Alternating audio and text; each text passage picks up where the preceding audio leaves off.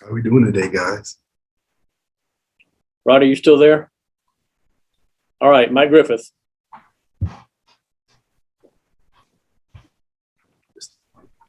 Get the unmute button there. Sorry about that, Ameer.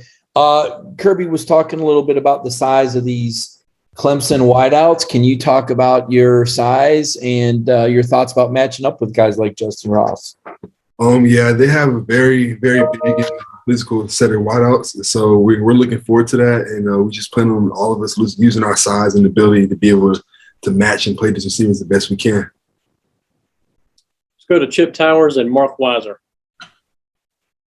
Yeah, Ameer, actually, I was going to ask you that thing, that very thing, but their wide receiver core in particular, can you compare them to any that you've played against so far? And you're a tall guy as it is, but would you rather be facing really tall guys or really fast, or they both?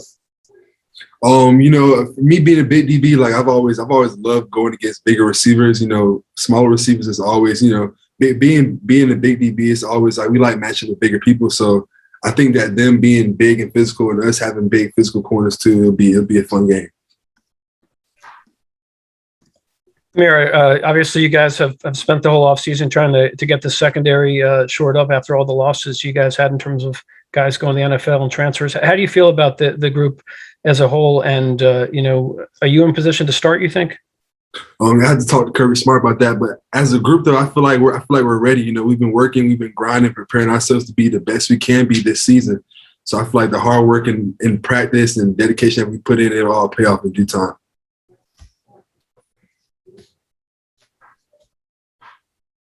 Go to Seth Emerson and Jake Rowe, please.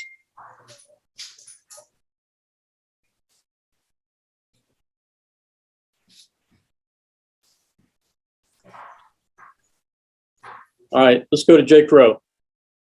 Ameer, this is the fifth year, and you one way or another, the fact that you're speaking to us seems to indicate that you're going to be on the field and you're going to have a role. How excited are you for that? I mean, I know you've played special teams. I know you got some run last year in the Chick-fil-A Bowl, but what is it like kind of going into this game and having a chance in your fifth year to really make an impact and maybe take on a larger piece of the pie? It's truly exciting. I'm really just looking forward to being out there with my brothers and doing what we do every day, just having fun and doing what we love. So it's exciting. I can't wait to be able to just put on the red and black and be out there to really like play for each other, build our connection, what we've been trying to focus and emphasize all throughout the offseason. So I'm looking forward to it. Let's go to Brandon Sudge and then Dean Legge. Hey, Ameer. I'll kind of follow up on that. So, over these last 5 years, what do you feel like has led you to stay with this program instead of going somewhere else in an age where the transfer portal is such a popular thing? And who are you kind of sharing this opportunity with, I guess, kind of soaking in this moment with the fact that you are going to have some significant playing opportunities? Could you repeat the question one more time? I want to make sure I hit everything. Yeah. So I was just saying, in an era where a whole bunch of players are going in and out of programs, I mean, what was the thing that led you to stay at Georgia despite not having too much playing opportunity over these last few years? Truly, it was my teammates and it was the whole environment. I feel like guys, one guy's time and work is different for everybody, and so I felt like I couldn't put someone's situation and put that on myself and blame things. So I just took every day as a chance to get better, learn, and being here with my brothers. I've been here with this team for a while now, so I feel like the connection I've built and bond I've built is one to none. So truthfully, I wanted to be here and play with them and have fun with them. So that was one of the major things.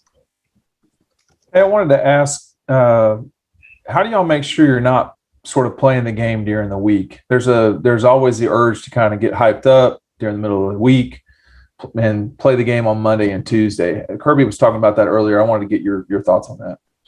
Yes, yeah. Coach is very big on taking everything day by day. We don't want to think of, oh, Saturday this, Clemson that. Like we want to think, okay, it's Monday. How can we be good on Monday?